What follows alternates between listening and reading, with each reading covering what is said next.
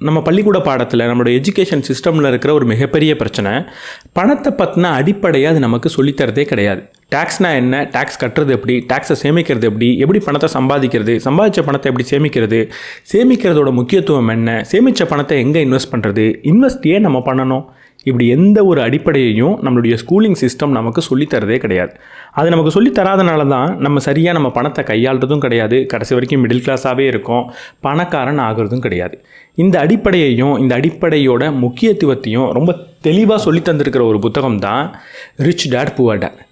இந்த புத்தகத்தில் சொல்லியிருக்கிற விஷயங்கள் நமக்கு தெரியாமல் நம்மளால் கட்டாயம் பணக்காரன் ஆகவே முடியாது. அப்படி என்ன விஷயத்தை இந்த புத்தகத்தில் சொல்லியிருக்காங்க? நான் இந்த புத்தகத்துலேருந்து படித்து தெரிஞ்சுக்கிட்ட முக்கியமான பாடங்களை இந்த டேக்அவே சீரீஸில் டக்குன்னு உங்கள் கூட ஷேர் பண்ணிக்க போகிறேன்.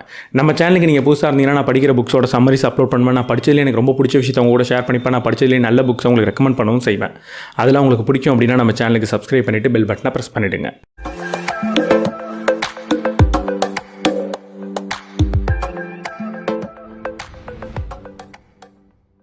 ரொம்ப முக்கியமான ஒரு விஷயம் இருக்குது பணத்தை பற்றி. பணக்காரன் ஆகணும்னா பணக்காரர்கள் யாரும் பணத்துக்காக வேலை செய்கிறதில்ல அப்படின்றத நீங்கள் புரிஞ்சுக்கிட்டாகணும். பணத்துக்காக பணக்காரர்கள் வேலை செய்கிறதில்ல, பணம் தான் பணக்காரர்களுக்காக வேலை செஞ்சுக்கிட்டு இருக்கு. நம்மளுடைய நேரத்தை செலவழித்து தான் பணத்தை சம்பாதிக்கணும், அந்த பணத்தை வச்சு மட்டும்தான் நான் பணக்காரன் ஆகணும் அப்படின்னா நம்மளால் பணக்காரன் ஆகவே முடியாது அப்படின்றது தான் உண்மை. நம்மளோட பணத்தை நமக்காக வேலை செய்ய வச்சா மட்டும்தான், நம்மளுடைய நேரம் இல்லாமல் நம்மளுடைய பணம் நமக்காக இன்னும் பணத்தை ஈட்டு கொடுத்தா மட்டும்தான் நம்மளால் பணக்காரன் ஆக முடியும். அதாவது நம்ம சம்பாதிக்கிற பணத்தை ஏதோ ஒரு இடத்துல முதலீடு பண்ணி இல்லை ஏதோ ஒரு பிஸ்னஸில் முதலீடு பண்ணி அந்த பணத்தை பெருக்குனா மட்டும், நம்மளோட நேரம் இல்லாமல் அதை பெருக்குனா மட்டும்தான் நம்மளால் பணக்காரன் ஆக முடியும். பணத்தை கையாளுறதுல ரொம்ப ரொம்ப முக்கியமான விஷயம் இதுதான். நம்மள்கிட்ட இருக்கிற பணத்தை அப்படியே வச்சில்லாமல் அந்த பணத்தை நமக்காக வேலை செய்ய வைக்கணும். அந்த பணத்தோட மதிப்பை தொடர்ந்து ஏற்றிக்கிட்டே போகணும். சும்மா பணத்தை வச்சுக்கிட்டு இருந்தோம் அப்படின்னா அந்த பணத்தோட மதிப்பு இன்ஃப்ளேஷன்னால், பணவீக்கம்னால் குறைஞ்சிக்கிட்டே போகும். அப்படி அதை அனுமதிக்காமல் அந்த பணத்தை மதிப்பு ஏறக்கூடிய ஏதோ ஒரு விஷயத்தில் முதலீடு பண்ணுறது மூலியமாக அந்த பணத்தை நமக்காக வேலை செய்ய வைக்க முடியும். அந்த பணம் தொடர்ந்து நமக்கு பணம் ஈட்டிக்கிட்டும் இருக்கும். அதை செய்யாமல் நம்மளால் பணக்காரன் ஆக முடியாது. முதல்ல சொன்ன மாதிரி பள்ளிக்கூடம் நமக்கு பணத்தை பற்றின எந்த ஒரு பாடத்தையும் சொல்லித்தர போகிறது கிடையாது, சொல்லி தந்ததும் கிடையாது. அதற்காக பள்ளிக்கூடம் சொல்லி கொடுத்தது மட்டும்தான் முக்கியம் நினச்சிக்கிட்டு நம்ம அதை அப்படியே விட்டோம் அப்படின்னா நம்மளால் பணக்காரன் ஆக முடியாது. தொடர்ந்து பணம் சம்பந்தப்பட்ட ஃபைனான்ஷியல் எஜுகேஷனை நமக்கு நாமளே சொல்லி கொடுத்துக்கிட்டு ஆகணும். அதுக்கு தேவையான மேகசின் படிக்கிறதா இருக்கட்டும், புத்தகம் படிக்கிறதா இருக்கட்டும், பாட்காஸ்ட் கேட்குறதா இருக்கட்டும், அது சம்மந்தப்பட்ட வீடியோ பார்க்குறதா இருக்கட்டும், இப்படி தொடர்ந்து பணம் சம்மந்தப்பட்ட விஷயத்தை கொஞ்சமாவது ஒவ்வொரு நாளும் நீங்கள் கற்றுக்கிட்டாகணும்.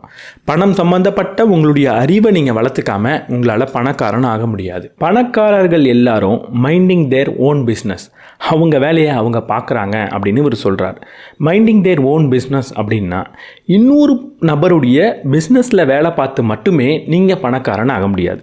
ஒரு நபருக்கு கீழே சம்பளத்துக்கு வேலை பார்த்து மட்டுமே அதிலிருந்து வரக்கூடிய வருமானத்தை வச்சு மட்டுமே உங்களால் பணக்காரன் ஆக முடியாது. உங்களுக்கான ஒரு பிஸ்னஸை நீங்கள் ஆரம்பிக்காமல், உங்களுடைய மணி சிஸ்டமை நீங்கள் மேனேஜ் பண்ணாமல் நீங்கள் பணக்காரன் ஆக போகிறதே கிடையாது. எல்லாராலையும் ஒரு ஓன் பிஸ்னஸ் ஸ்டார்ட் பண்ண முடியாது. அப்போ என்ன பண்ணலாம்? நீங்கள் இன்னொரு நபருக்காக வேலை செய்கிறதுல எந்த ஒரு தப்பும் கிடையாது, அதுதான் தொடக்க புள்ளியாக இருக்கும். அப்படி வேலை செய்கிறப்போ அதிலிருந்து வரக்கூடிய பணத்தை எடுத்து இன்னொரு நபருடைய பிஸ்னஸில் நீங்கள் இன்வெஸ்ட் பண்ணுறது மூலியமாக, உதாரணத்துக்கு ஏதோ ஒரு ஸ்டாக்கில் இன்வெஸ்ட் பண்ணுறீங்க, ஒரு மியூச்சுவல் ஃபண்டில் இன்வெஸ்ட் பண்ணுறீங்க. அப்படி இன்வெஸ்ட் பண்ணுறது மூலியமாக நீங்கள் இன்னொரு நபருடைய பிஸ்னஸில் பங்குதாரராக இருக்க முடியும். அப்போ நீங்கள் ஒரு பிஸ்னஸ் பண்ணுறதா தான் அர்த்தம். இல்லை அதிலெல்லாம் ரிஸ்க் அதிகம், அதில் என்னால் இன்வெஸ்ட் பண்ண முடியாது அப்படின்னு நீங்கள் நினச்சிங்கன்னா, எது உங்களுக்கு கம்ஃபர்ட்டாக இருக்கோ, நல்ல ரிட்டர்ன் தரக்கூடிய, இன்ஃப்ளேஷனை விட அதிகமாக ரிட்டர்ன் தரக்கூடிய ஒரு முதலீடை நீங்கள் செஞ்சீங்கன்னா உங்களுடைய பணமே உங்களுக்காக வேலை செய்யும். அப்போது நீங்கள் இன்னொரு நபருக்கு வேலை செய்கிறத தாண்டி உங்களுக்காக வேலை செய்யக்கூடிய ஒரு சிஸ்டம் அப்படின்றது இருக்கும். அது இருந்தால் மட்டும்தான் நீங்கள் பணக்காரன் ஆக முடியுமே தவிர, இன்னொரு நபருடைய பிஸ்னஸில் ஜஸ்ட் வேலை பார்த்து மட்டும் அதுலேருந்து வர சம்பளத்தை வச்சு மட்டும் உங்களால் பணக்காரன் ஆகவே முடியாது. அசட்ஸ்க்கும் லயபிலிட்டிஸ்க்கும் என்ன வித்தியாசன்றதை தெளிவாக நீங்கள் புரிஞ்சு வச்சுக்கணும். நான் வாங்குகிற ஒவ்வொரு பொருள்லையும் எதெல்லாம் அசட்ஸ், எதெல்லாம் லயபிலிட்டிஸ் அப்படின்றது நமக்கு தெரியணும். அசட்னா என்ன, லயபிலிட்டினா என்ன? அசட்னா நமக்கு பணத்தை தரக்கூடிய விஷயங்கள், சொத்து அப்படின்னு சொல்லலாம். லயபிலிட்டிஸ் அப்படின்னா நம்மள்ட்ட இருந்து பணத்தை தொடர்ந்து எடுத்துக்கிட்டே இருக்கக்கூடிய விஷயங்கள், ஒரு செலவுன்னு கூட நீங்கள் சொல்லலாம். இப்போது நான் தங்கம் வாங்குகிறேன் அப்படின்னா அது அசெட். ஏன்னா இன்றைக்கி நான் அதை வாங்கிட்டேன் அப்படின்னா தொடர்ந்து அது வளர்ந்துக்கிட்டே போகும் அதோட மதிப்பு. அதனால் அது எனக்கு பணத்தை பெற்று தந்துக்கிட்டே இருக்கும். இதே நான் ஒரு கார் வாங்குகிறேன் அப்படின்னா அந்த காரை மெயின்டைன் பண்ணுறதுக்கும், அந்த காரை ரன் பண்ணுறதுக்கும், அந்த காரை பயன்படுத்துறதுக்கும் நான் நிறைய செலவு செஞ்சுக்கிட்டே இருக்கணும். ஒரு 10 லட்சத்துக்கு ஒரு காரை வாங்குகிறேன் அப்படின்னா அடுத்த ஒரு வருஷத்துலேயே அதோட மதிப்புன்றது குறையவும் செய்யும். அப்போது அது என்கிட்டேருந்து பணத்தை தொடர்ந்து எடுத்துக்கிட்டே இருக்க தவிர அது எனக்கு எந்த ஒரு பணத்தையும் கொடுக்கறது கிடையாது. அதே நேரத்தில் நான் முதல்ல சொன்ன உதாரணமான தங்கம் எனக்கு பணத்தை கொடுக்குது. இப்படி எனக்கு எது பணம் கொடுக்குதோ அதெல்லாம் அசட், என்கிட்டருந்து எதெல்லாம் பணத்தை எடுக்குதோ அதெல்லாம் லயபிலிட்டிஸ். நீங்கள் பணக்காரன் ஆகணும் அப்படின்னா உங்களுடைய அதிகமான செலவு அசட்ஸை நோக்கி இருக்கணும். உங்களுடைய பணம் எல்லாமே அசட்ஸை நோக்கி போய்கிட்டே இருக்கணும். இப்படி நீங்கள் லயபிலிட்டிஸை குறைச்சி அசட்ஸில் அதிகமாக செலவு பண்ணிங்கன்னா நீங்கள் பணக்காரன் ஆவீங்க. அசட்ஸை மறந்துட்டு பணத்தை எல்லாத்தையுமே இப்படிப்பட்ட லயபிலிட்டிஸ்க்காக மட்டுமே செலவு பண்ணிக்கிட்டு இருந்தீங்க அப்படின்னா நீங்கள் மிடில் கிளாஸாகவே இருப்பீங்க, இல்லை ஏழையாகவே தான் இருப்பீங்க. பணக்காரர்கள் எல்லாருமே அவங்களுக்கு முதல்ல செலவு செஞ்சுக்கிட்டு தான் அடுத்தவங்களுக்கு செலவு செய்வாங்க. நம்ம செலவு செஞ்சுக்கிறதுனா என்ன? எனக்கு தேவையான ட்ரெஸ்ஸை வாங்குறது, எனக்கு தேவையான காரை வாங்குறது, எனக்கு தேவையான பைக்கை வாங்குறது கிடையாது. நம்ம செலவு செய்கிறது அப்படின்னா நான் எனக்காக முதலீடு செய்கிறது தான் எனக்கு நான் செஞ்சுக்கிற செலவு. பணம் என்னோட சொத்தில் போய் சேரும்போது தான் அந்த பணத்தை எனக்காக நான் செலவு செஞ்சேன். பணத்தை இன்னொருத்தவரோட சொத்தில் போய் நான் செலவு செய்கிறேன் அப்படின்னா அது அவங்களுக்காக செலவு செஞ்சதாக அர்த்தம். உதாரணத்துக்கு நான் ரெண்ட் கட்டுறேன் அப்படின்னா அந்த பணம் இன்னொரு நபர் கைக்கு போகுது. அப்போது நான் அவருக்காக செலவு செய்கிறேன். ஒரு பைக் வாங்குகிறேன் அப்படின்னா அந்த பணத்தை எடுத்துகிட்டு போய் அந்த ஷோரூம் வச்சுருக்க நபருக்கோ இல்லை அந்த பைக்கை தயாரித்த நிறுவனத்துக்கோ கொடுத்துடுறேன். அப்போ அந்த பணம் அவங்களுக்காக செலவாயிடுது. எப்போ எனக்கான சொத்தை வாங்குறதுக்கும் என்னோட அசட்ஸை பில்ட் பண்ணுறதுக்காக நான் செலவு செய்கிறேனோ அது மட்டும்தான் எனக்காக நான் செஞ்சுக்கிறது. நான் செய்கிற செலவு எனக்கு பயனளித்தாலும் அந்த செலவு இன்னொருத்தவருடைய அசட்ஸை பில்ட் பண்ணுறதுக்கு உதவுனது அப்படின்னா அதை நான் அடுத்தவங்களுக்கு பண்ணக்கூடிய செலவு. பணக்காரர்கள் எல்லாரும் முதல்ல அவங்களுக்காக செலவு செஞ்சுக்கிறாங்க, அப்புறம் தான் அடுத்தவங்களுக்கு செலவு செய்கிறாங்க.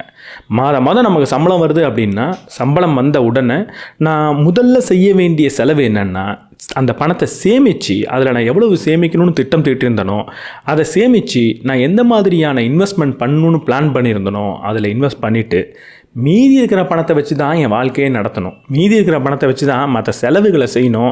மீதி இருக்கிற பணத்தை வச்சு தான் அடுத்தவங்களுக்கு செலவு செய்யணும்.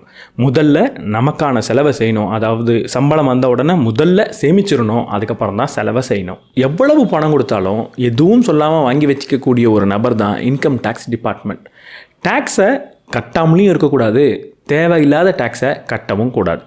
எப்போ நான் டேக்ஸ் கட்டாமல் இருந்துக்கலாம் அப்படின்னு நீங்கள் நினைக்கிறீங்களோ பிற்காலத்தில் அளவுக்கு அதிகமான ஃபைன் உங்களுக்கு வரும். அதே நேரத்தில் டேக்ஸை பற்றி ஒழுங்காக தெரியாமல் எவ்வளவு கேட்டாலும் நான் கொடுத்துருவேன் அப்படின்னு நீங்கள் டேக்ஸ் கட்டிக்கிட்டு இருந்தீங்க அப்படின்னா தேவையில்லாத நிறைய டேக்ஸை கொடுப்பீங்க. ஏன்னா இன்கம் டேக்ஸ் டிபார்ட்மெண்ட் உங்கள்கிட்ட இருந்து எவ்வளவு டேக்ஸை வாங்க முடியுமோ அவ்வளவு டேக்ஸ் வாங்குவாங்க. டேக்ஸ் கட்டாமையும் இருக்கக்கூடாது, தேவையில்லாத டேக்ஸை கட்டவும் கூடாது. அப்போது டேக்ஸ் பற்றி நம்ம நிறைய படித்து அந்த நாலேஜை வளர்த்துக்கிட்டாகணும். இதை நமக்கு ஸ்கூலில் சொல்லித்தர போகிறது கிடையாது. ஸோ டேக்ஸ் பற்றின ரிசர்ச்சை பண்ணி டேக்ஸை எப்படி கட்டணும், எப்படி சேவ் பண்ணணுன்றதை கட்டாயம் நீங்கள் புரிஞ்சு வச்சுக்கிட்டு ஆகணும். நம்ம ஒரு இடத்துக்கு வேலைக்கு போகிறதோட முக்கியமான நோக்கம் பணம் சம்பாதிக்கிறது கிடையாது, அந்த வேலையை கற்றுக்கிறதுக்கு தான். அதுவும் முக்கியமாக நான் இப்போ தான் காலேஜ் முடிச்சு வரேன், ஏதோ ஒரு இடத்துல வேலை செய்ய போகிறேன் அப்படின்னா எங்கே அதிகமாக நமக்கு சம்பளம் தராங்கன்னு பார்க்கவே கூடாது. எங்கே நம்ம அதிகமாக வேலையை கற்றுக்கலாம், ஸ்கில்லை டெவலப் பண்ணலாம் அப்படின்றது மட்டும்தான் நம்மளுடைய நோக்கமாக இருக்கணும். இப்போ நிறைய கம்பெனிஸ் இருக்குது. உதாரணத்துக்கு பைஜூஸ் மாதிரியான கம்பெனிஸ் நிறைய சம்பளம் உங்களுக்கு கொடுப்பாங்க. ஆனால் அங்கே போனால் என்ன வேலை இருக்கும் அப்படின்றது ரொம்ப ஆச்சரியமாக இருக்கும். சில சமயம் அங்கே இருக்கக்கூடிய பிபிஓ ஏஜென்ட் நிறைய கால் பண்ணி கிளைண்ட்டை பிடிக்கக்கூடிய நபருக்கே நிறைய சம்பளம் கொடுப்பாங்க. ஜஸ்ட் சம்பளம் தராங்கன்னு அந்த வேலைக்கு போனீங்கன்னா அங்கே எந்த ஒரு ஸ்கில்லையும் நீங்கள் வளர்த்துக்க மாட்டீங்க, ஜஸ்ட் ஃபோன் பேசிக்கிட்டே தான் இருப்பீங்க. ஆனால் அதே நேரத்தில் சில முக்கியமான கம்பெனிஸ், சில கோர் கம்பெனிஸ் ரொம்ப கம்மியான சம்பளத்தை உங்களுக்கு கொடுப்பாங்க. ஆனால் அங்கே போனீங்கன்னா A to Z எல்லா வேலையும் உங்களை செய்ய வைப்பாங்க. சம்பளம் கம்மியாக இருந்தாலும் நிறைய வேலை செய்வீங்க, கஷ்டமாக தான் இருக்கும். ஆனால் ஒரு சில வருடம் அங்கே வேலை செஞ்சீங்க அப்படின்னா அங்கே உங்களுக்கு கிடைக்கக்கூடிய ஸ்கில்லை வேறு எங்கேயுமே உங்களால் அடைய முடியாது. ஈவன் ஐஐடி என்ஐடி மாதிரியான காலேஜஸில் படிச்சிருந்தா கூட அங்கேருந்து கிடைக்கக்கூடிய சில ஸ்கில், சில மென்டல் டிசிப்ளின் உங்களுக்கு வேறு எங்கேயும் கிடைக்காது. அப்போது பணத்தை பார்க்காம இந்த மாதிரி எங்கே நான் அதிகமாக கற்றுக்க முடியும்னு நினச்சி போனீங்கன்னா அங்கே கிடைக்கக்கூடிய ஸ்கில் பிற்காலத்தில் மிகப்பெரிய பணத்தை உங்களுக்கு ஈட்டு கொடுக்கும். அதை விட ரொம்ப முக்கியமாக அதே மாதிரி ஒரு பிஸ்னஸை கூட உங்களால் தொடங்க முடியும். ரொம்ப முக்கியமாக புரிஞ்சு வச்சுக்க வேண்டியது இதுதான். நான் ஒரு இடத்துக்கு வேலைக்கு போகிறதோட முக்கியமான நோக்கம் பணம் சம்பாதிக்கிறதுக்கு கிடையாது, அங்கேருந்து கற்றுக்கிறதுக்கு. அங்கேருந்து கற்றுக்கிட்ட விஷயத்தை வச்சு அதுக்கப்புறம் நீங்கள் பணம் சம்பாதிக்க பார்க்கணுமே தவிர கடைசி வரைக்கும் கற்றுக்கிட்டேவும் இருக்கக்கூடாது. பணத்தை ஒரு இடத்துல இன்வெஸ்ட் பண்ணு, நீயாவே பிஸ்னஸ் ஸ்டார்ட் பண்ணு, இப்படிலாம் நான் சொல்லும்போது உங்களுக்கு ஒரு விஷயம் தோணும், இதுக்கு பின்னால் எவ்வளவு ரிஸ்க் இருக்குது அப்படின்னு. ரிஸ்க் கட்டாயம் இருக்கும். ஒரு ரிஸ்க்கை நீங்கள் எடுக்காமல் உங்களால் பணக்காரன் ஆகவே முடியாது. நான் எந்த ஒரு ரிஸ்க்கும் எடுக்க மாட்டேன், ரொம்ப கம்ஃபர்ட்டாக ரொம்ப சேஃபாக தான் ப்ளே பண்ணுவேன் அப்படின்னா நீங்கள் பணக்காரன் ஆகவே முடியாது. நீங்கள் ஒரு ஸ்டாக் மார்க்கெட்டில் இன்வெஸ்ட் பண்ணுறீங்கன்னா அதுக்கு ஒரு ரிஸ்க் இருக்குது. இல்லை நான் ஸ்டாக்ஸில் இன்வெஸ்ட் பண்ண மாட்டேன், இல்லை இந்த பாண்ட் மாதிரியான கொஞ்சம் சேஃபான இதில் இன்வெஸ்ட் பண்ணுவேன் அப்படின்னா அதுலேயும் ஒரு ரிஸ்க் இருக்குது. நான் எஃப்டியில் போட போகிறேன்னா அதுலேயும் ஒரு ரிஸ்க் இருக்குது. எதுலேயும் நான் இன்வெஸ்ட் பண்ண மாட்டேன், பேங்க்கில் தான் போட்டு வைப்பேன் அப்படின்னா அதுக்கு ஒரு ரிஸ்க் இருக்குது. லேண்டு வாங்க போகிறனாலும் ரிஸ்க் இருக்குது. இந்த ரிஸ்க் எல்லா இடத்துலையும் தான் இருக்கும். இந்த ரிஸ்க் எவ்வளவு குவாலிட்டியான ரிஸ்க் அப்படின்றத பொறுத்து உங்களுக்கு ரிட்டர்ன் கிடைக்கும், நீங்கள் பணக்காரன் ஆவீங்க. ரிஸ்க் எடுக்காமல் உங்களால் பணக்காரன் ஆக முடியாது அப்படின்னு தெரிஞ்சதுக்கப்புறம் நீங்கள் செய்ய வேண்டிய முக்கியமான விஷயம் ரிஸ்க்கை எப்படி சேஃபாக எடுக்கிறது அப்படின்றத கற்றுக்கிறது தான். ரிஸ்க்கை சேஃபாக எடுக்கிறதுனா என்ன? நான் ஏதோ ஒரு செயல் செய்கிறேன், அதில் ரிஸ்க் இருக்குன்னே எனக்கு தெரியாமல் ஒரு செயலை செஞ்சேன்னா அது ரொம்ப மோசமான விஷயம். நான் ஒரு செயலை செய்கிறேன், அங்கே ரிஸ்க் இருக்குன்னு எனக்கு தெரியுது, அப்போவும் அது நல்ல ரிஸ்க் கிடையாது. எப்போ சேஃபான ரிஸ்க்காக மாறும்னா, நான் ஒரு செயலை செய்கிறேன் ஆனால் அங்கே என்ன ரிஸ்க் இருக்குதுன்னு எனக்கு தெரிஞ்சுதுன்னா அப்போ அது சேஃபான ரிஸ்க்காக மாறும். உதாரணத்துக்கு நான் ஒரு பணத்தை எடுத்துகிட்டு போய் ஏதோ ஒரு இடத்துல இன்வெஸ்ட் பண்ணுறேன். இந்த பணத்தை நான் இங்கே இன்வெஸ்ட் பண்ணுறேன், இது எனக்கு ஒரு ரிஸ்க் இருக்குது. என்ன ரிஸ்க் இருக்குது? நான் இன்வெஸ்ட் பண்ணதில் ஒரு 20% எனக்கு லாஸ் வரலாம் அப்படின்னு அந்த நம்பரோட டீட்டெயிலாக எனக்கு தெரிஞ்சதுன்னா அது சேஃபான ரிஸ்க். ஸோ ஜஸ்ட் ரிஸ்க் இருக்குது அப்படின்னு நான் ரிஸ்க் எடுக்கக்கூடாது. என்ன ரிஸ்க் இருக்குது, இருக்கிறதுலேயே இது எவ்வளோ மோசமாக போய் முடியலாம், இந்த ரிஸ்க் நடக்கிறதுக்கான வாய்ப்பு எவ்வளவு அப்படின்றதெல்லாம் தெரிஞ்சுதுன்னா அது சேஃபான ரிஸ்க். அப்போ கால்குலேட்டட் ரிஸ்க் எடுக்கணும். ஒரு ரிஸ்க் எடுக்கிறப்போ அந்த என்ன ரிஸ்க் இருக்குன்றதை படிக்கக்கூடிய, புரிஞ்சிக்கக்கூடிய அறிவை நம்ம வளர்த்துக்கணும். இதுக்கு நம்ம தொடர்ந்து நிறைய விஷயங்களை படிக்கணும், நிறைய பேருடைய தோல்வியை படிக்கணும், நிறைய பேர் என்ன மாதிரியான ரிஸ்க் எடுத்திருக்காங்கன்றதை படிக்கணும். அதை தாண்டி அந்த ரிஸ்கெல்லாம் நம்ம இம்ப்ளிமெண்ட் பண்ணி பார்த்து ஃபெயில் ஆகும் போது அதிலிருந்தும் தொடர்ந்து கற்றுக்கணும். இப்படி கற்றுக்கிட்டு கால்குலேட்டட் ரிஸ்க்கை தொடர்ந்து எடுத்தோம் அப்படின்னா நம்ம பணக்காரன் ஆக முடியும். நீங்கள் பணக்காரன் ஆகிறதுக்கு என்ன செய்யணும்? நிறைய வழிகள் இருக்குது. ஆனால் பணக்காரன் ஆகாமல் இருக்கிறதுக்கு ஒரு சிறப்பான வழி இருக்குது. அது என்ன தெரியுமா?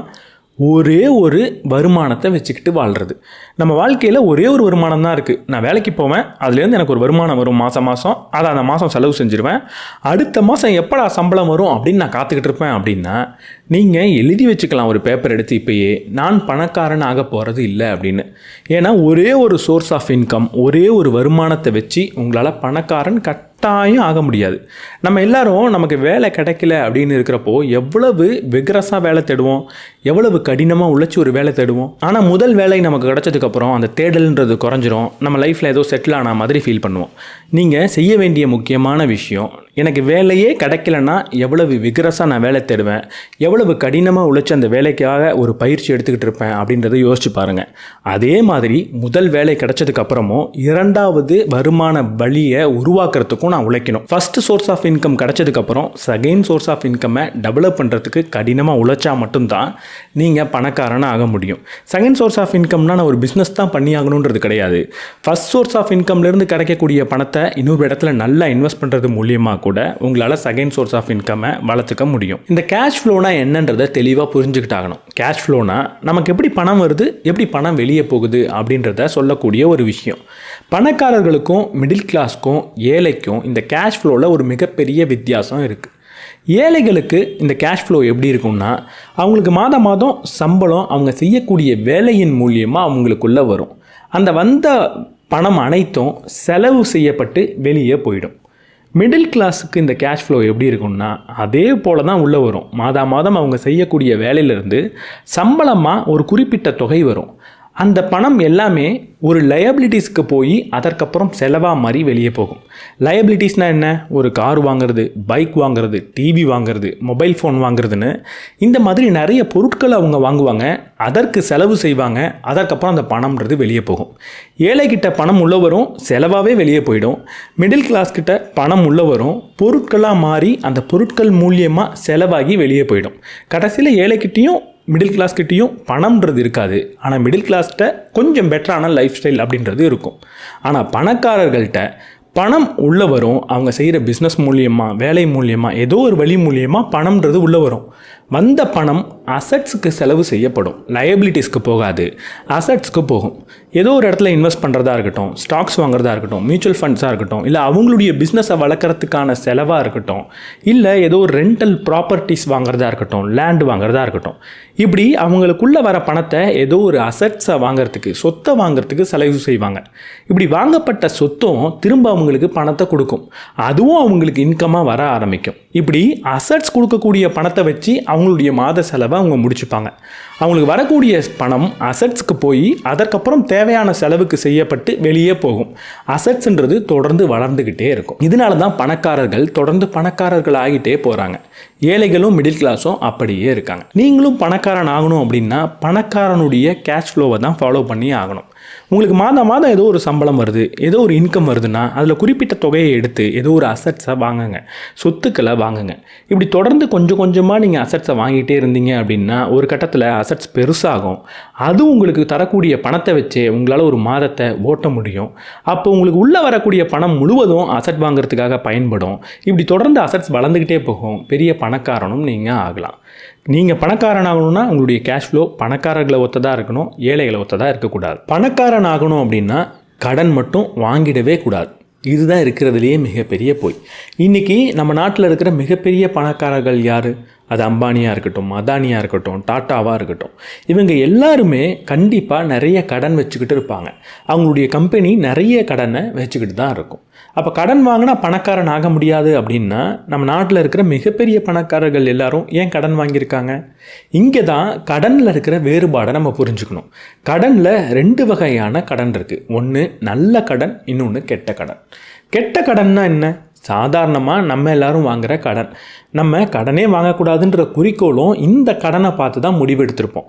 நான் ஒரு பொருள் வாங்கணும், ஒரு கார் வாங்கணும், ஒரு பைக் வாங்கணும், இல்லை என்னுடைய அன்றாட செலவுக்கு காசு பத்தலை, அதனால் ஒரு பர்சனல் லோன் எடுக்க போகிறேன், இல்லை நான் ஒழுங்காக இன்சூரன்ஸ் போட்டு வைக்காதனால எனக்கு அதிகமான மெடிக்கல் செலவு வருது, அதுக்கு ஒரு மெடிக்கல் லோன் எடுக்க போகிறேன். இப்படி என்னுடைய செலவுக்காகவும் இல்லை ஒரு லயபிலிட்டிஸை வாங்குறதுக்காகவும் நான் ஒரு கடன் வாங்குறேன்னா அந்த கடன் கெட்ட கடன்.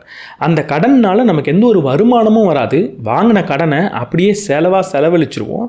இப்போ நம்ம சம்பாதிக்கிற பணத்தை வச்சு அந்த கடனை அடைச்சிக்கிட்டு இருப்போம். கையில் பணம் இல்லாமல் ஒரு செலவை செஞ்சு அதற்கப்புறம் அந்த செலவுக்காக பணத்தை கட்டிக்கிட்டு இருந்தோம்னா அது கெட்ட கடன். ஆனால் அதே நேரத்தில் ஒரு கடனை வாங்கி அந்த கடனுக்கு கட்டக்கூடிய வட்டியை விட அதிகமான பணத்தை அந்த கடனை வச்சே நான் சம்பாதிக்க முடியும் அப்படின்னா அது நல்ல கடன். உதாரணத்துக்கு ஒரு கடன் வாங்குகிறேன், என்கிட்ட ஒரு நல்ல பிஸ்னஸ் ரன் ஆகிட்டு இருக்கு.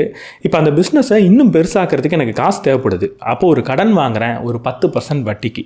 அந்த கடனை என்னோடய பிஸ்னஸில் நான் செலவழிக்கிறேன். இப்போ என் பிஸ்னஸ் ஒவ்வொரு மாதமும் நிறைய பணத்தை எனக்கு கொடுக்குது. வருஷத்துக்கு ஒரு 20% ப்ராஃபிட் கொடுக்குதுன்னு வச்சுப்போம்.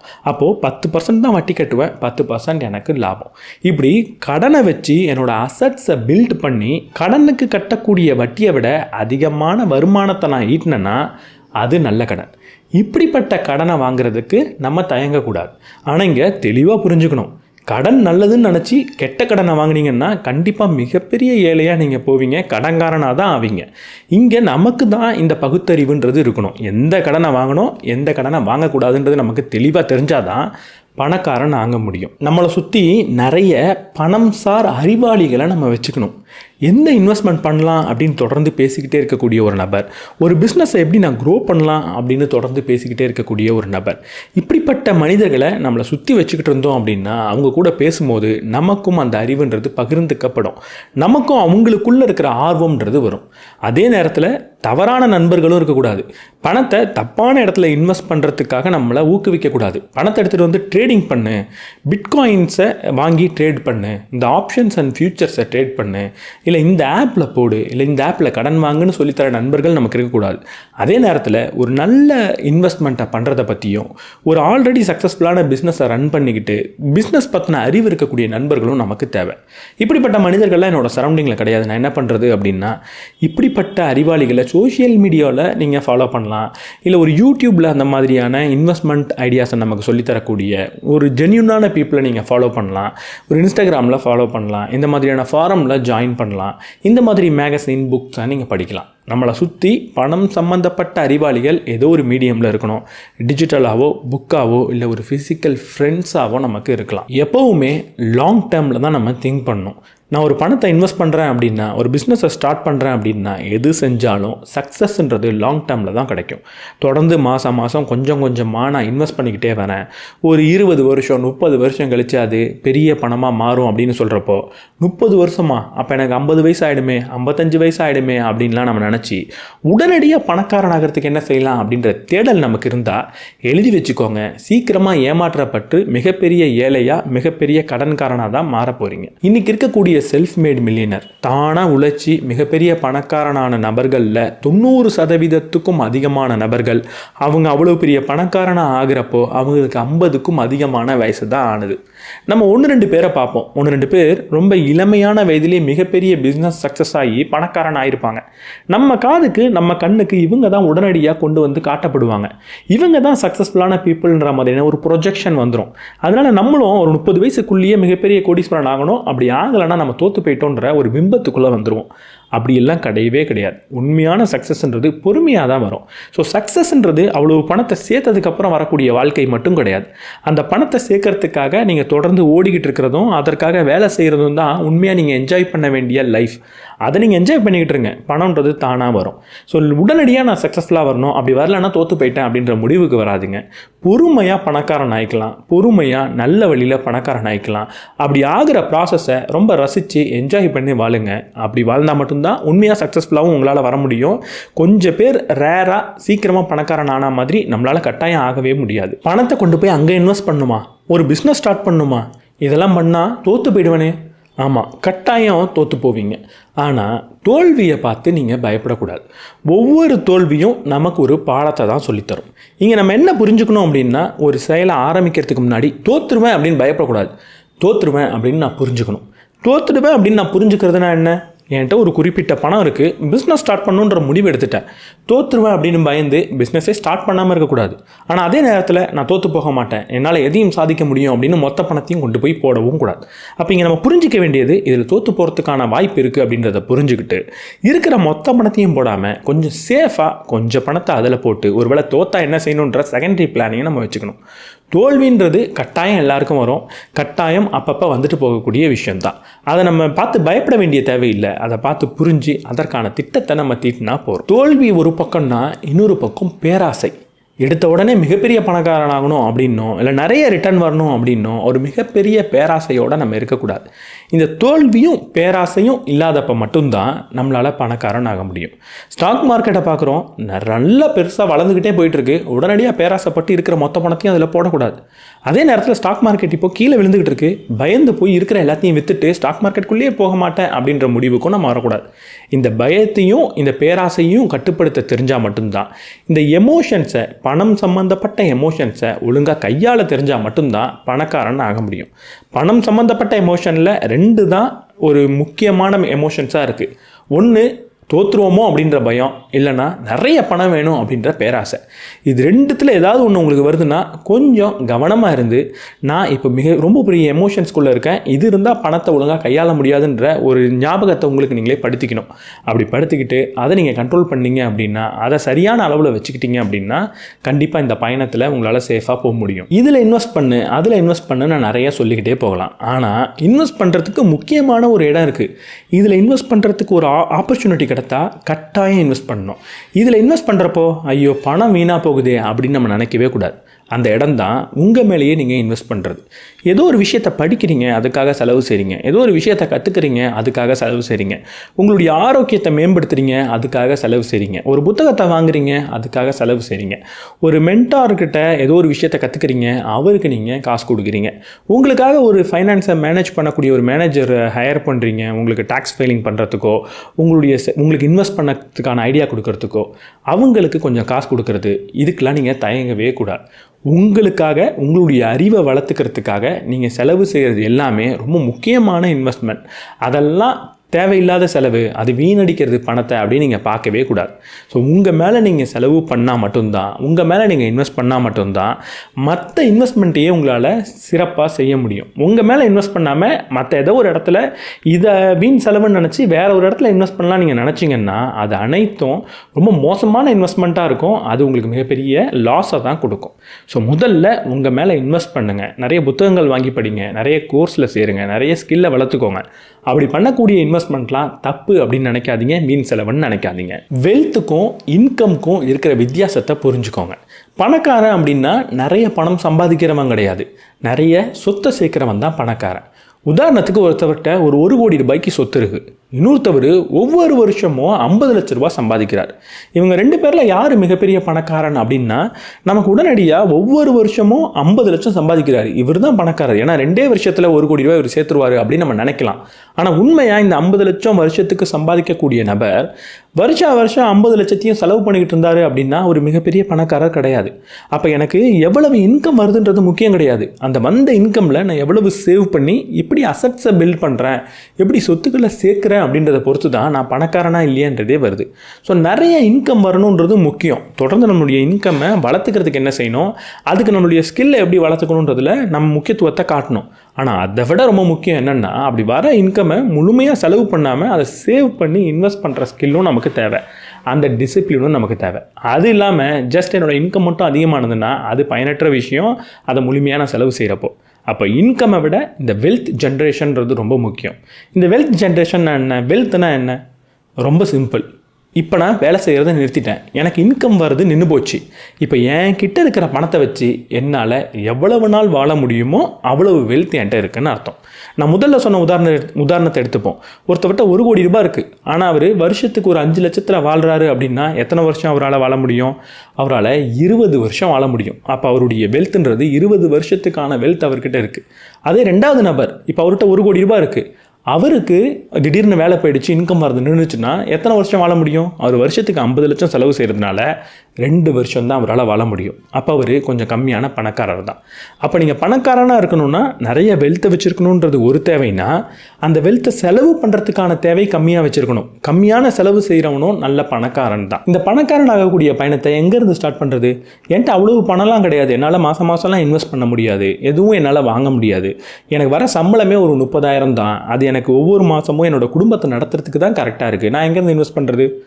30,000ல் ஒரு 1000 நீங்கள் இன்வெஸ்ட் பண்ணாலே போகிறோம். கம்மியாக இன்வெஸ்ட் பண்ண ஆரம்பிங்க, போக போக அதை வளர்த்துக்கோங்க. இங்கே செய்ய வேண்டிய தேவை என்னென்னா நீங்கள் இன்வெஸ்ட் பண்ணுற பழக்கத்தை வளர்த்துக்கிறது தானே தவிர எடுத்த உடனே மாதம் 50,000 இன்வெஸ்ட் பண்ணுன்ற தேவையெல்லாம் யாருக்கும் இல்லை. நீங்கள் ஜஸ்ட் 1000 இல்லை 500 உங்களால் முடிஞ்சதை நீங்கள் இன்வெஸ்ட் பண்ண ஆரம்பிக்கணும்.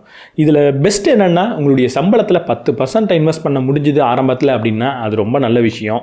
இல்லை அதுவும் முடியல அப்படின்னா குறிப்பிட்ட கொஞ்சமான தொகையை இன்வெஸ்ட் பண்ணுங்கள். இந்த கம்மியான பணத்தை நான் எங்கே இன்வெஸ்ட் பண்ணுறது? அதுக்கு நிறைய ஆப்ஷன்ஸ் இருக்குது. அது என்னன்றதை நீங்களே படித்து பாருங்கள்.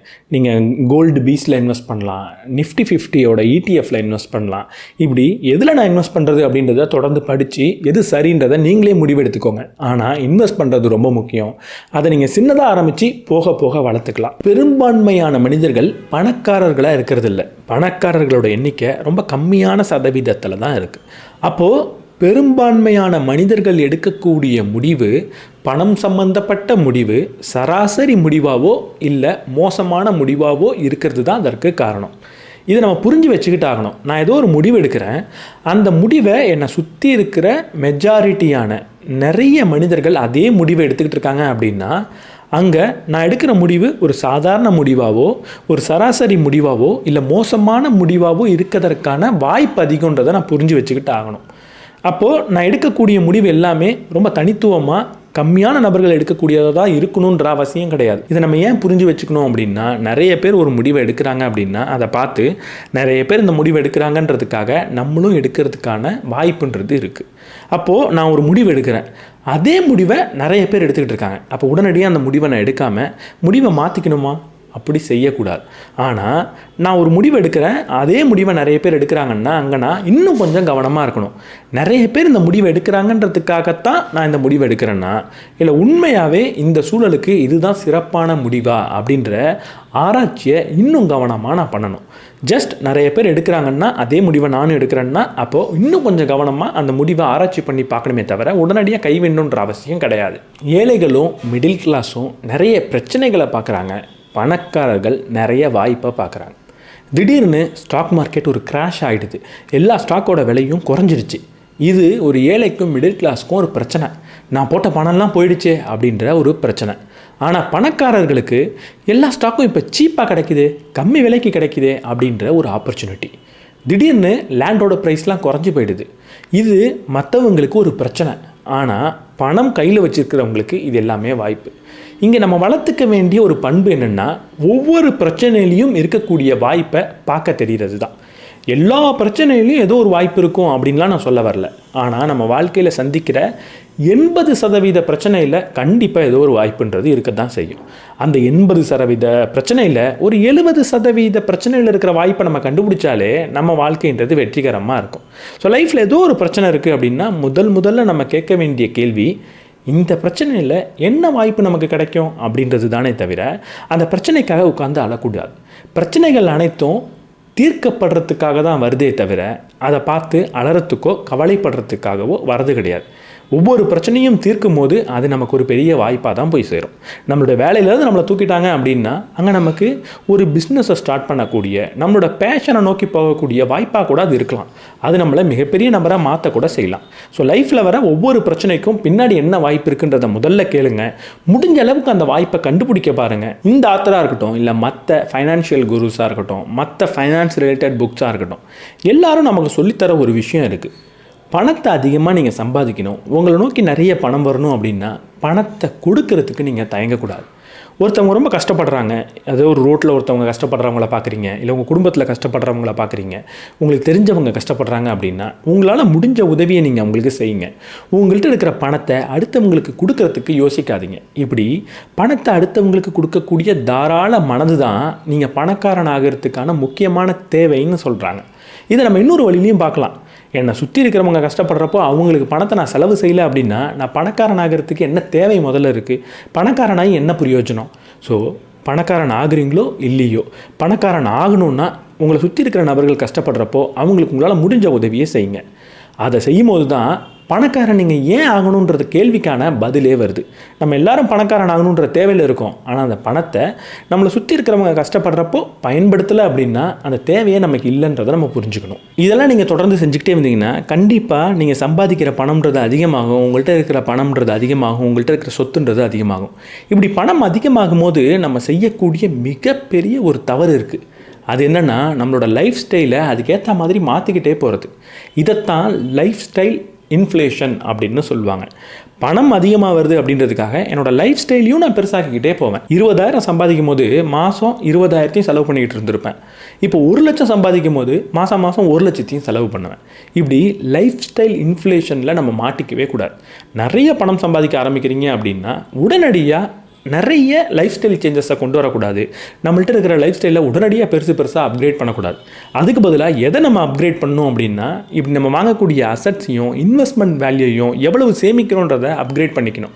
இப்போ நம்ம ஒரு 50% வளர்ந்துட்டோம் அப்படின்னா அந்த 50%ல் 80% நம்மளோட அசட் பில்டிங்காக தான் பயன்படுத்தணும். மீதி இருக்கிற 20% நம்மளோட லைஃப் ஸ்டைல் சேஞ்சுக்காக பயன்படுத்திக்கலாம். ஆனால் இருக்கிற மொத்தத்தையும் நம்மளோட லைஃப் ஸ்டைல் சேஞ்சுக்காக பயன்படுத்தணும் அப்படின்னா கட்டாயம் பணக்காரன் ஆக முடியாது. ஒரு முக்கியமான ஸ்கில் இருக்குது. அந்த ஸ்கில்லை கற்றுக்கிட்டீங்க அப்படின்னா கண்டிப்பாக பணக்காரன் ஆகிடுவீங்க. அந்த ஸ்கில் என்னென்னா வியாபாரம் பண்ணக்கூடிய திறன். ஒரு செல் பண்ணக்கூடிய, உங்கள்கிட்ட ஏதோ ஒரு பொருளை கொடுத்தா அதை உங்களால் விற்க முடியும், ஒரு நபர்கிட்ட அதை விற்க முடியும் அப்படின்னா நீங்கள் கண்டிப்பாக பணக்காரன் ஆவீங்க. ஸோ ஒரு பொருளை வியாபாரம் பண்ணுறது எப்படின்றத காலப்போக்கில் கொஞ்சம் கொஞ்சமாக கற்றுக்கோங்க. உங்கள் கையில் ஒரு பொருளை கொடுத்து இதை நீ விற்றுட்டு வா அப்படின்னு சொன்னால் உங்களால் அதை விற்க முடியணும். அதுக்காக கையில் எந்த பொருளை கொடுத்தாலும் நான் போய் விற்றுறணும் அப்படின்ற மனநிலைக்கு வரக்கூடாது. எப்போவுமே ஒரு பொருளை நம்ம எப்போ விற்கணும் அப்படின்னா அது இன்னொருத்தவங்களுடைய வாழ்க்கையில் வேல்யூவை ஆட் பண்ணால் மட்டும்தான் அதை நம்ம விற்க முடியும். ஒரு பொருளை விற்றுடலாம், ஆனால் தொடர்ந்து ஒரு பொருளை விற்றுக்கிட்டே இருக்கணும் அப்படின்னா அது இன்னொரு நபர் வாழ்க்கையில் ஒரு வேல்யூவை ஆட் பண்ணணும்.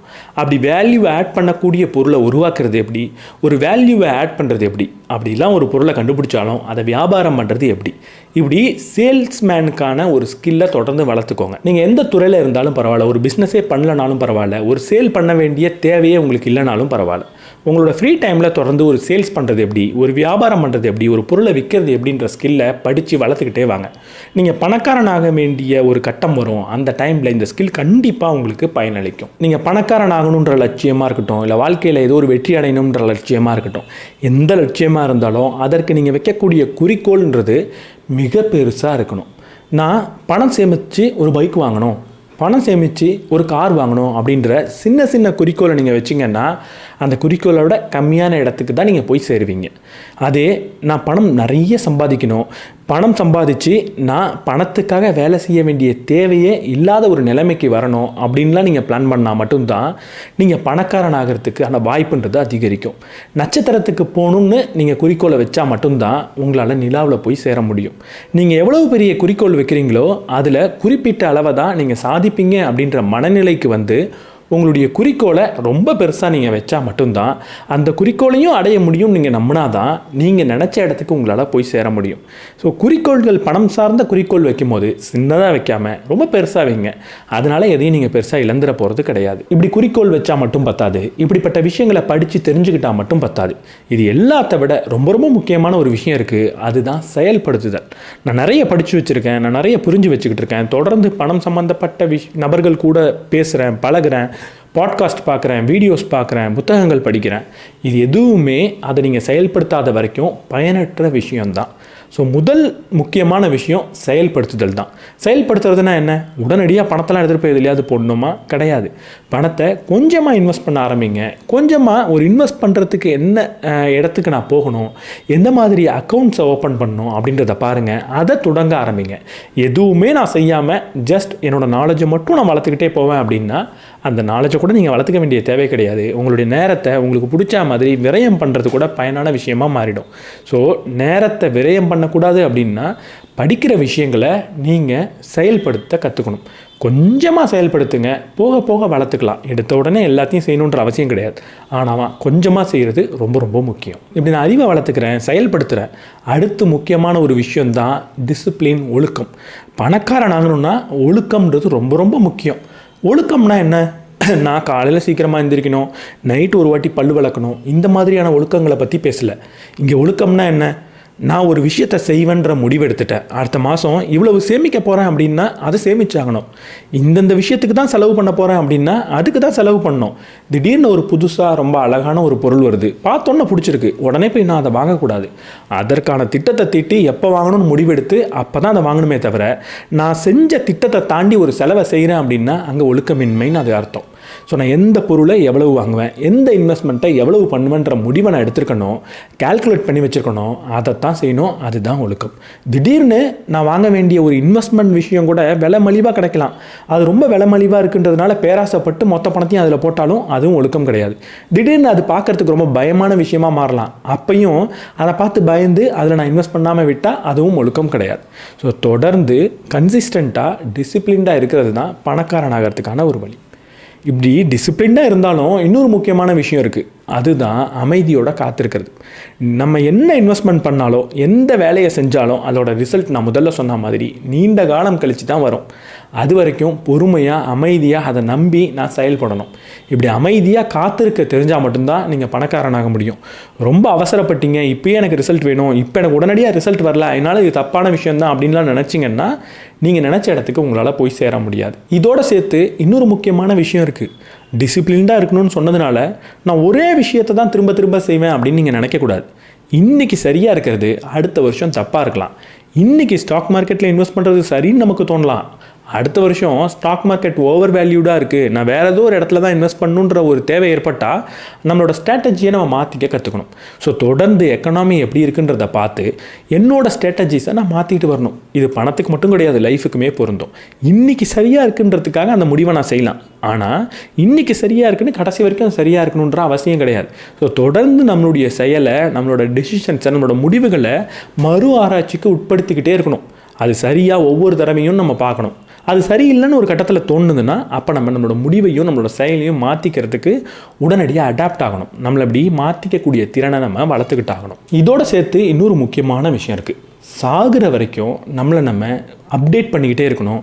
புது புது விஷயங்களை கற்றுக்கிட்டே இருக்கணும். தொடர்ந்து படிச்சுக்கிட்டே இருக்கணும். நான் படித்து முடிச்சிட்டேன் அப்படின்ற வார்த்தையே கிடையவே கிடையாது. நான் காலேஜ் படித்து முடிச்சிட்டேன் அப்படின்றது கிடையாது. எனக்கு 40 வயசு ஆகிடுச்சு, படித்து முடிச்சிட்டேன்றது கிடையாது. எனக்கு கண் இப்போ தெரியல, படித்து முடிச்சிட்டேன் அப்படின்றது கிடையாது. சாகிற வரைக்கும் நம்ம எல்லாரும் படிக்க வேண்டிய தேவையில் இருக்கும். தொடர்ந்து நம்மளை அப்டேட் பண்ணிக்க வேண்டிய தேவையில் இருக்கும். தொடர்ந்து படிங்க, தொடர்ந்து உங்களுடைய அறிவை வளர்த்துக்கோங்க, தொடர்ந்து அப்டேட்டில் இருங்க. அப்படி இல்லை அப்படின்னா உங்கள்கிட்ட இருக்கிற பணம்ன்றது கரைஞ்சி ஓடும். இப்போ நான் சொன்ன விஷயங்கள் எல்லாமே பணத்துக்கு மட்டும் கிடையாது, லைஃபுக்கும் பொருந்தி போகும். நீங்கள் லைஃப்பில் ஒரு இடத்துல சக்ஸஸ்ஃபுல்லாக இருக்கணும்னா அதை தொடர்ந்து அதை பற்றி நீங்கள் படிச்சுக்கிட்டே தான் இருக்கணும். இன்றைக்கி நான் படித்து முடிச்சிட்டேன் அப்படின்னு எங்கே நிறுத்துறீங்களோ அங்கே தான் உங்களோட தோல்வின்றது ஆரம்பிக்குது. ஸோ லைஃப்பில் தொடர்ந்து படிச்சுக்கிட்டே இருங்க. எப்போ வரைக்கும் படிக்க போகிறீங்க? சாகிற வரைக்கும் நீங்கள் படித்து தான் ஆகணும். கடைசியாக ரொம்ப ரொம்ப முக்கியமாக எல்லா இடத்துக்கும் பொருந்தி போகக்கூடிய ஒரு அட்வைஸ் இருக்குது. அது நீங்கள் தான் உங்களுடைய ஃபைனான்ஷியல் சுச்சுவேஷனுக்கு பொறுப்பு. உங்களோட லைஃப் சுச்சுவேஷனுக்கே நீங்கள் தான் பொறுப்பு. இப்போ நீங்கள் எங்கே இருக்கீங்கன்றதுக்கான முழு பொறுப்பு நீங்கள் தான். எங்கள் அப்பா அம்மா எனக்கு பணம் சேர்த்து வைக்கல, கவர்மெண்ட் ரொம்ப டேக்ஸ் போட்டுக்கிட்டே இருக்காங்க, இந்த கவர்மெண்ட் என்ன பணத்தை பிடிங்கிக்கிட்டே இருக்குது, வேலை வாய்ப்பே உருவாக்கலை, என் ஊரில் கம்பெனிஸே கிடையாது, என் ஊரில் வேலை செய்கிறதுக்கான வாய்ப்பே கிடையாது, என் ஊரில் நல்ல காலேஜே கிடையாது. இப்படி நீங்கள் எதோ காரணங்கள் சொல்லலாம். அந்த காரணங்கள்லாம் உங்களோட லைஃப் சுச்சுவேஷனுக்கு காரணம் கிடையாது. உங்களோட லைஃப் சுச்சுவேஷனுக்கு, உங்களோட ஃபைனான்ஷியல் சுச்சுவேஷனுக்கு நீங்கள் மட்டும்தான் காரணம். நீங்கள் இப்போ இருக்கிற சூழல் உங்களை பணக்காரன் ஆக்கிறதுக்கு, உங்களை சக்ஸஸ்ஃபுல்லாக ஆக்கிறதுக்கு ஒரு பேஸாக அமையலைன்னா சூழலில் மாற்ற வேண்டியது உங்களோட பொறுப்பு. உங்கள் லைஃப் எப்படி இருக்குன்றது உங்களோட பொறுப்பு மட்டும்தானே தவிர வேறு யாரோட பொறுப்பும் கிடையாது. உங்கள் லைஃப் நல்லா இருந்தால் யாருக்கு பெனிஃபிட் வரும்? உங்களுக்கு தான் பெனிஃபிட். உங்கள் லைஃப் மோசமாக போனால் யாருக்கு பிரச்சனை? உங்களுக்கு தான் பிரச்சனை. உங்களுக்கு பெனிஃபிட் தரக்கூடிய ஒரு விஷயம், உங்களுக்கு பிரச்சனை தரக்கூடிய விஷயம் உங்களோட பொறுப்பு தானே தவிர இன்னொருத்தவங்களோட பொறுப்பு கிடையவே கிடையாது. அப்போது முழு பொறுப்பை நீங்கள் தான் ஏற்றுக்கணும். வெளியில் இருக்கிற சூழல்கள் பிரச்சனையாக அமையலாம், உங்களை அமுக்கி பிடிக்கலாம், ஆனால் அதுக்காக அது பொறுப்பாயிடாது. பொறுப்பு உங்களோடது தான். முழு பொறுப்பு எடுத்துக்கோங்க. சுச்சுவேஷனை ப்ளேம் பண்ணாதீங்க. இந்த இடத்துல இருந்து நான் எப்படி முன்னேறலான்ற கேள்வியை கேளுங்க. நான் இருக்கிற இடம் மோசம் அப்படின்னு அதை குறை சொல்லிவிட்டு அங்கேயே இருக்க பார்க்காதீங்க. முழு பொறுப்பை நீங்கள் ஏற்றுக்காமல் உங்களால் பணக்காரனாக முடியாது, வாழ்க்கையிலையும் வெற்றி பெற முடியாது. ஸோ இந்த புத்தகத்திலேருந்து நான் கற்றுக்கிட்ட பாடங்கள் இதுதான். இதில் கற்றுக்கிட்ட விஷயம் பணக்காரனாகிறதுக்கு மட்டுமே பயன் அளிக்கக்கூடிய விஷயம் கிடையாது. லைஃப்பில் மற்ற இடத்துக்கு பயனளிக்கக்கூடிய விஷயமும் நீங்கள் நிறைய தெரிஞ்சுக்கிட்டு இருப்பீங்கன்னு நினைக்கிறேன். ஸோ இதில் இருந்த பாடம் உங்களுக்கு பயனுள்ளதாக இருந்துச்சா? இந்த வீடியோஸ் உங்களுக்கு பயனுள்ளதாக இருந்துச்சா? இந்த டேக்அவே சீரீஸில் நான் நிறைய புக்ஸ் போட ஆரம்பிச்சிட்டேன். அடுத்து எந்த புக்கை பற்றி போடுறது? ஸோ நான் இது வரைக்கும் வீடியோவே போடல ஒரு புக்கை பற்றி அப்படின்னா முதல்ல சம்மரி வீடியோ தான் வரும். ஆனால் ஆல்ரெடி நான் சம்மரி வீடியோ போட்டிருந்தேன்னா இந்த மாதிரி டேக்அவே வீடியோ வரும். ஸோ இப்போ தான் முதல்ல பார்க்குறீங்கன்னா சம்மரி வீடியோக்கும் டேக்அவே வீடியோக்கும் என்ன வித்தியாசம்? சம்மரி வீடியோவில் அந்த புக் எப்படி இருக்கோ அதே நடையில் அதில் ஒரு கதை இருந்தால் கதையோட எந்த வடிவில் அதை எடுத்துகிட்டு போயிருக்காங்களோ அதே வடிவில் அந்த புத்தகத்தை படித்தா எப்படிப்பட்ட ஃபீல் வருமோ அதை நான் கொடுப்பேன். டேக்அவே வீடியோவில் அது எல்லாத்தையும் விட்டுட்டு அதில் என்ன பாடம் இருக்குது, எதெல்லாம் நம்ம கற்றுக்கலாம் அப்படின்னு புல்லட்ஸ் பாயிண்ட் மாதிரி நான் கொடுப்பேன். இது 2 வீடியோவும் எல்லா புத்தகத்துக்கும் வந்துடும். ஆனால் முதல்ல சம்மரி வீடியோன்றது வரும். கொஞ்சம் நாள் கழித்து ரிவைஸ் பண்ணுற மோடில் இந்த வீடியோன்றது வரும். ரிச் டேட் புவர் டேட் ரொம்ப வருஷத்துக்கு முன்னாடி 4 வருஷத்துக்கு முன்னாடி போட்டிருந்தேன். ஸோ அடுத்து எந்த புத்தகத்தை பற்றி இந்த டேக்அவே வீடியோ நான் போடலாம்? என்னோடய பழைய வீடியோவை எக்ஸ்ப்ளோர் பண்ணி பாருங்கள். அப்போ என்னோடய சம்மரிஸ்லாம் கொஞ்சம் குவாலிட்டி கம்மியாக கூட இருக்கலாம், ரொம்ப ஷார்ட்டாக இருக்கும். ஸோ அந்த வீடியோவை நீங்கள் பார்த்து இந்த புக்கை பற்றி திரும்ப ஒரு வாட்டி டேக்அவே சீரிஸ் போடுங்கன்னு சொன்னீங்கன்னா எனக்கும் யூஸ்ஃபுல்லாக இருக்கும். நானும் உங்களுக்கு அதை பற்றி போடுவேன். ஸோ எந்த புக்கை பற்றி அடுத்து நான் டேக்அவே சீரிஸ் போடலாம் அப்படின்றத எனக்கு நீங்கள் சஜஸ்ட் பண்ணுங்கள் கமெண்ட் செக்ஷனில். இந்த வீடியோ எப்படி இருந்தது அப்படின்றதையும் கமெண்ட் செக்ஷனில் சொல்லுங்கள். இந்த வீடியோ உங்களுக்கு பிடிச்சிருந்ததுனா லைக் பண்ணிவிட்டு உங்கள் நண்பர்களோட ஷேர் பண்ணுங்கள். நம்ம சேனலுக்கு நீங்கள் புதுசாக இருந்தீங்கன்னா சப்ஸ்கிரைப் பண்ணிட்டு பெல் பட்டனை ப்ரெஸ் பண்ணிவிடுங்க.